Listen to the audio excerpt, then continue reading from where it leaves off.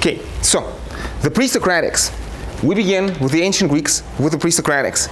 So all sorts of reasons to begin with them. They are a deeply fascinating context, and in fact, I always begin by saying that philosophers in the West who sought to rethink the foundations of Western philosophy always went back to the Pre-Socratics. It is a fresh start. It is a fresh beginning, right? And so you can think of names such as, for example, Nietzsche or Heidegger or Foucault. Nietzsche or Heidegger or Foucault. Marx is also going to be important for us from time to time. Wanted to go back and to find maybe new ways, different ways of doing philosophy, examine what was going on and maybe what went wrong. It's a strong assertion, it's a hypothesis, it's a strong assertion that world intellectual history has taken a left turn, has gone in the wrong direction, and there were some deep mistakes made. And maybe to correct those mistakes, we can go back to the Greeks at least to some extent. Now, I've actually recorded a video for another course, but you're welcome to watch it. It's called Natural History of Thought. It's like, again, you see, in an important sense, many philosophers start philosophizing as if they are disembodied spirits floating over the earth. And if you're willing to be skeptical, you can always say, oh, maybe all of this is an illusion, maybe all of this is a dream. And it's important to realize it is impossible to prove that this is not a dream. Okay, so this extreme skeptical doubt, or solipsistic even doubt, is always there on the table. However, we have to also understand that this course is situated, right, in a university. We are, as far as we can tell, maybe it's all an illusion, but as far as we can tell, we are alive human beings. We are products of biology. We are products of culture. We speak a language, right? And this has all sorts of implications. We are part of something far larger than ourselves, right? And it's an important task to try to understand what the hell are we doing here? Again, as Immanuel Kant says, the most important question of philosophy is, was ist der Mensch? What is a human being? The presupposition of this question is that we do not necessarily know this already, right? It is a task, and it is a difficult task. Last time, I've said some things which were slightly maybe more controversial than I planned to, but you see, does a person in the street know themselves? Probably not. Is this me trying to insult a person in the street? No, because it's a difficult task. It's a difficult task knowing. In general, thinking is a difficult task. And it's like if you have some kind of disease, you don't just ask a random person in the street for medical advice. You don't expect a person in the street to give you good medical advice. Why would you expect a person in the street to give you good life advice? Living is hard, right? And in general, so I'm going to talk about this later, but especially, in philosophers such as Nietzsche and Marx. Let's add Marx to the board. There's this, in many more, but especially in these two, there's this understanding that our culture maybe is wrong in many ways and is doing us harm, right? And in fact, in the 21st century, we have a kind of an evolutionary explanation, right? Our genes have evolved when we were hunter-gatherers. Now, the circumstances have changed, and some of our genes do us harm. Like, for example, there's a gene that helps you metabolize sugar and turn it into fat super efficiently. This has evolved in the past because you needed to store the fat for the winter. But today, it makes you diabetic. It makes you horribly diseased and die young, right? So if something was advantageous in the past, it's not advantageous anymore. History is very important. This is a course in history of thought. History is important. Everything is the way it is because it got that way. And when we examine history, Nietzsche would say not just history, but genealogy. What is the difference? Genealogy does not presume that history is good. Doing genealogy as opposed to history, for Nietzsche, for example, is a way of uncovering problems, power structures, lies, deception, exploitation, these kinds of things in history. Uncovering the dark side of history. This is the way Nietzsche uses the word genealogy. And this is partly what I want to do in this course. So there are history of our genes, but there's also history of culture, right? And this is something I'm going to talk about with a different group in a different course today. But presumably there was this very important moral transition in Abrahamic religions, which are young religions. We're going to talk about Thales. Thales is writing before the Hebrew Bible is finished. Thales is older than the Bible, broadly speaking, right? So the Abrahamic traditions might have played some problematic role in this history. There were certain, again, ways of thinking which evolved in the Abrahamic religions, which might have been efficient for the culture at the time, making societies sort of, so to speak, more competitive in fighting wars against their enemies, but not necessarily, having the right approach to seeing the world accurately or portraying what human beings were accurately. I'm thinking very importantly of ideas of, let's say, immortal soul, of sin and punishment and damnation. These ideas, I would say, are largely absent from the Greek philosophy. And I want to say, it's like legacy of Abrahamic religions. And again, it's like when I talk about all this, sin and punishment and immortal soul, these would also be points of attack that Marx and Nietzsche are going to make. This is what they are struggling against. And again, this is one, among many things, one value in going back to the ancient Greeks, trying to rethink a human being in a different fashion, right? Or, again, something that we don't talk about in this course, the Buddha. The Buddha also does not believe in the immortality of the soul and thinks that believing in the immortality of the soul is, first of all, a mistake, and secondly, it's going to make you miserable, right? And there's a story, again, a very important element in Marx, but also Nietzsche and Hegel, but in Marx, let's focus on Marx and Nietzsche. Sometimes you have growing pains, diseases of growth, right? So Abrahamic religions have been, not just, religion in general, has been used since forever to justify abuses and slavery. Okay, nobody's surprised to hear that abusive feudal arrangements were based in the divine right of the kings. So religion very clearly can be misused, can be abused. Does it mean that we should just curse all culture, burn on all books? No.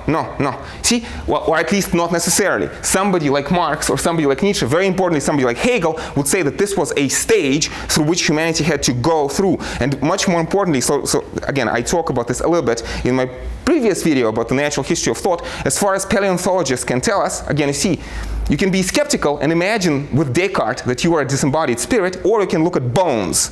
Spirit is a bone, Hegel says in the Phenomenology of Spirit at one point. Anyway, you can look at bones of hunter-gatherers. As far as we can tell, they were much healthier and probably much happier than agriculturals. The ancient humans, they were stronger, they were healthier, they were taller, and lived longer than later agriculturals. But the agriculturals were much more efficient in battle because they had the advantage of numbers, right? So in a similar fashion, I want to say that when we look at traditions of ancient materialism or atheism, people like Thales maybe, or think of traditions of ancient polytheism, pagan polytheism, there's maybe something to be said for them. And maybe monotheistic Abrahamic Judaism or Christianity makes your society more efficient for a time, but it doesn't mean that it is necessarily truer, right?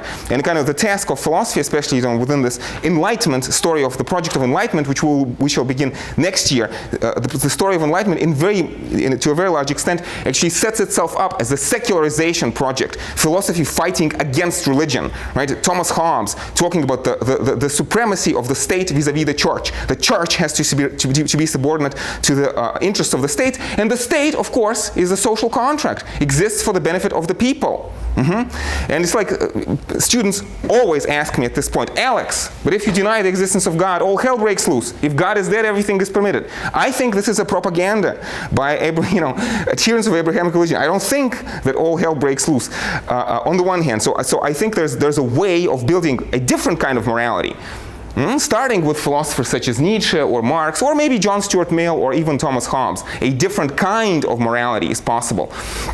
That's point number one. And point number two, okay, let's imagine that for the sake of the argument, let's consider this possibility that not believing in God is somehow socially dangerous. But think about medical analogy. The medical analogy is as old as the woods. Philosophy has been compared to medicine since forever. Would you go to a doctor who tells you, take this medicine, just trust me, just take this medicine. It's gonna do you good. And you're asking him, for him or her, for research. Was there research done on this drug? Do you know if there are any side effects? Do you know, it's like who has made these drugs? If there were research carried out, is there conflict of interest? And doctor just tells you, have faith, my child. Just take the medicine, right? Would you do it? It's like patently. That's a very dangerous thing to do, right? And so I want to say, in a similar fashion, in doing philosophy, this these are the stakes. The stakes are high. Is it possible that doing philosophy is going to, destroy your life and society? Well, in principle, I don't think so. But this is, in principle, a dangerous possibility.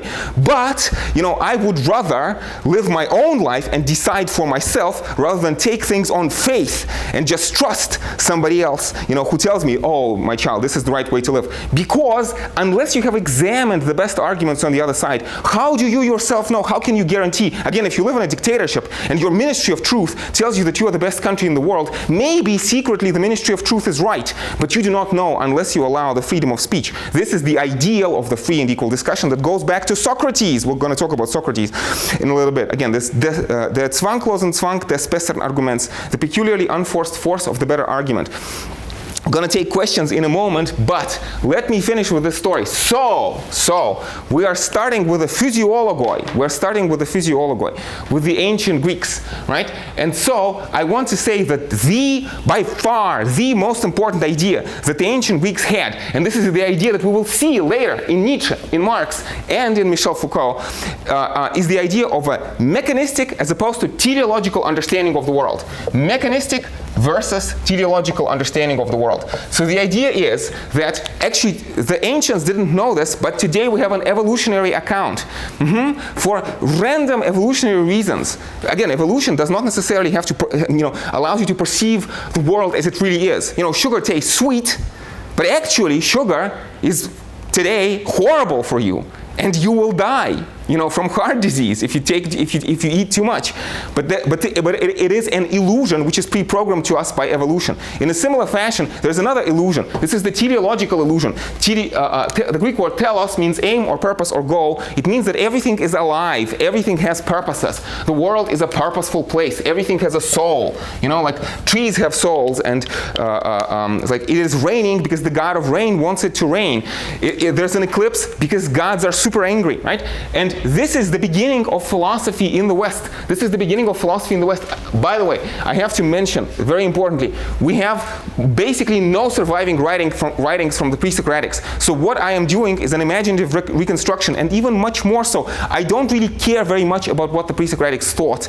I want to use them productively. I want to use them to stimulate our thoughts. If secretly they thought something else, well, it's unfortunate, we'd love to have their writings, but we have to do an imaginative reconstruction. And the reconstruction I'm giving you, well, first of all, I think it's a plausible reconstruction, but much more importantly, I choose to focus on these ideas because I think they are productive, right? So anyway, Thales talks, nothing survives, but we have little bits and pieces. He predicts an eclipse. You see? The ancients would have said, people before Thales might have said, again, an eclipse means gods are angry. But Thales says, no, there's an abstract principle, maybe even mathematical in nature. Ancient astronomy was mathematical, being able to count, being able to calculate. I think that Thales, probably taking his cue from the Babylonian astronomers, can actually calculate the trajectories of the planets, and he knows that it is simply the moon blocking the sun. There is nothing miraculous in this. So here, we have purposes. This is the word purpose. But here, there are no purposes. We have this blind, deterministic, abstract principles. Okay?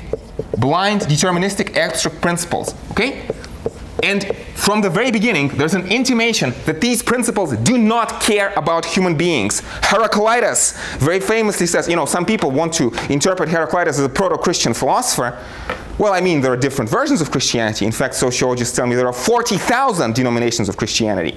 So there are different ways of being a Christian. But at least I feel that on the most surface level of reading of the Bible, Heraclitus has nothing in common with the Christians. But that's a complicated story. So Heraclitus, compare this to the Christian views. Heraclitus is going to say, to the divine and to the divinity. Heraclitus was probably a polytheist and believed that there were many gods. To the divinity, to the gods, or to God, to a God. Everything is good and beautiful. Everything is good and beautiful. It is only the humans, from their limited perspective, who call some things evil and some things good. Think about this. Heraclitus says, everything, children rotting in their graves, the rapes, the murders, the genocides, all is good and beautiful to the divine intelligence. Abstract, deterministic, principles, impersonal principles, devoid of any purpose. Heraclitus says this after Heraclitus, 200 years, 2,000 years after Heraclitus. Hobbes is going to say, nothing is good or evil in and of itself. What people like, or actually what any animal likes, it calls good. What the animal dislikes, it calls evil. But there's nothing simply and absolutely good and evil. You know, Heraclitus and Hobbes, this is Nietzsche before Nietzsche. God is dead. There's no such thing as values with a capital V, or at least we do not know them. Maybe they exist, but they are unavailable. Human mind is limited. These kinds of truths are unavailable to human intelligence. So we do not know what are capital V values, so we have to make do with small v values, which is an admission of the fact that what people like they call good, what people dislike they call evil. Now, of course, you have to understand that it's a complicated story, and we'll talk about. Plato very famously is going to talk about the three parts of the soul, basically corresponding to beliefs, values, and desires. And human beings are interesting because we have not just consciousness, but we also have self-consciousness. We can experience pleasure or pain, but we can also describe it on a second level. There's this interesting doubling of layers, right? So you can experience pleasure, and yet you can describe your pleasure in terms of values as sinful. Right? And this can be used for good purposes, like when you understand that even though chocolate feels nice, you shouldn't eat it too much, on the one hand.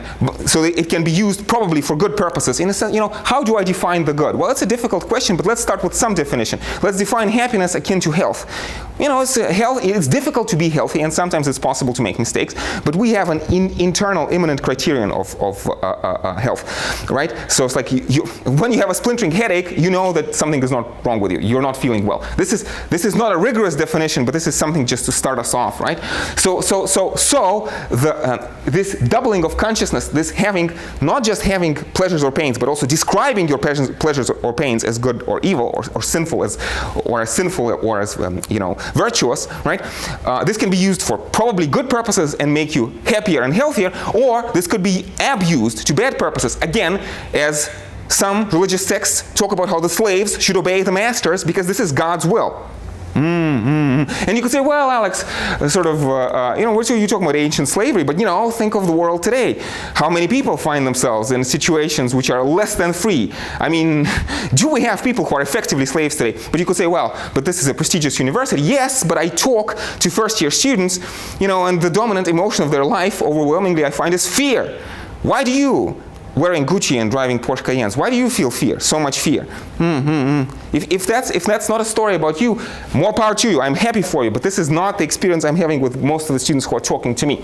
Anyway, so this is the transition from, again, the ancient teleological worldview, which is mostly predominantly theological. Again, the seasons change because Persephone and Hades and Demeter, right, have this interesting arrangement, right? And so Demeter is sad, and so it's snowing outside, but then Demeter gets happy again, and it's spring, right? So this is the teleological, mechanistic, blind, deterministic, abstract principles. But these principles are discoverable. They are discoverable by reason, and reason is limited. So reason is limited, but it's not futile. You can discover things. And how do you discover them? Well, you discover them in a dialogue with other philosophers. You try to persuade. You try to persuade others. And here is my 5-second summary of all the Pre-Socratics. So you can talk about, on the one hand, philosophers such, and again, this is going to be a gross oversimplification, but I think it's a productive one. You can think, on the one hand, about philosophers such as Thales, or, so on this side we're going to have, so Anaximander, and Anaximenes. Here, maybe we're going to have Parmenides and Pythagoras. So Anaximander, Parmenides, Pythagoras on this side, Thales, Anaximander, and Heraclitus on this side. Why are these sides? These, when we talk about reason, we talk about observation and logic. These people care more about observations. These people care more about logic. So if you want, this is empiricism and rationalism. Empiricism means experience, and rationalism here means talking about, predominantly talking about logic. So it's like Thales talks about water. Water is tangible. You can touch it. You can feel it, right? But Anaximander talks about apeiron, which is invisible, intangible. So again, I have a whole separate series of videos in which I talk about this in much more detail, describing what I think is the dialectic. But this, again, water is tangible, apeiron is intangible. And Anaximander goes back to the tangible. He says air. No, air is the primal substance. The Greek word is arche. Our words monarchy, for example, come from this. The primal substance, the fundamental, fundamental building block of the universe. Air is more tangible than apeiron. But Parmenides and Pythagoras, their principles are going to be much more abstract. So Parmenides talks about this, the one, and Pythagoras talks about arithmos, the number one. And there's an interesting analogy, actually, between what Parmenides is saying and what Pythagoras is saying. Especially the Neoplatonists are going to read Pythagoras and Parmenides together. But Heraclitus, looking at experience, so this is kind of this back and forth. Right? You go, it's a dialogue. Heraclitus looks back at experience and says, well, I don't see any oneness in experience. Heraclitus, like the Buddha, believes that actually there's no stability. Heraclitus, like Buddha and like David Hume, believes there's no stability. There's an illusion. There's a flux of appearances, flux of perceptions over and over and over again. And stability is just something that the human mind imagines, but we do not see it. There's more to be said about all of this, no doubt. But it's like, if I were to try to summarize what I've said, I guess the most important idea, and I feel that this is the most important transformation in the intellectual history of humanity, from the teleological to the mechanistic understanding of the world. This is the most important transformation, and we are in the middle of this transformation. It is not over. If I were to write the names in this transformation, I would start with Thales, but then I would talk about Copernicus and Newton, then I would talk about Darwin, and then I would talk about Alan Turing. Explaining everything in mechanistic terms. Thales explains an eclipse in mechanistic terms. Copernicus and Newton explain all of matter in mechanistic terms through formulas. Darwin explains life as simple chemical process. Life is just a certain kind of motion of a certain kind of matter. There's nothing mysterious about life, and we know it today because we have isolated the DNA molecule. And Turing is going to say consciousness is just computation. My phone is conscious in approximately the same way in which you are conscious. Yeah, it's different in details, and maybe you are more conscious than my phone, but essentially consciousness is just something that matter does, right? So, this is the idea, and this idea has very important ethical implications. This idea has very important ethical implications. And kind of this whole natural history of thought, and especially critical natural history of thought, is part of that process. And what comes out of it, again, in terms of values, is that if the universe, on this side of the board, as Kant says, der Schlund des zwecklosen Chaos der Materie, the abyss of the purposeless chaos of matter.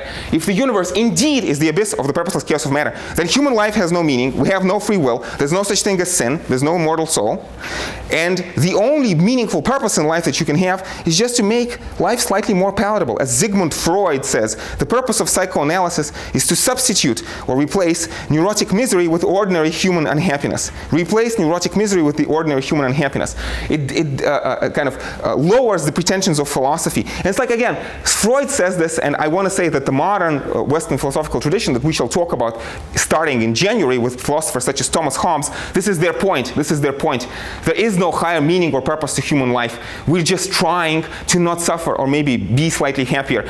And in this case, in this sense, we have a common interest, because humans by nature are political, and me not suffering, it has a potential of helping you not suffer as well. This is called the social contract. This is what Adam Smith calls the invisible hand of the market. The butcher does what's good for them, and it's actually good for society at the same time. This is the beautiful project of enlightenment. And it's a promise of the project of enlightenment, but with somebody like Foucault and Nietzsche and Marx, they're going to always be skeptical. They're going to say, well, it's a nice story that you help me and I help you, but maybe there's ideology lurking around, and behind this wonderful project of liberation and liberal project of enlightenment hides a different, more sinister form of determination.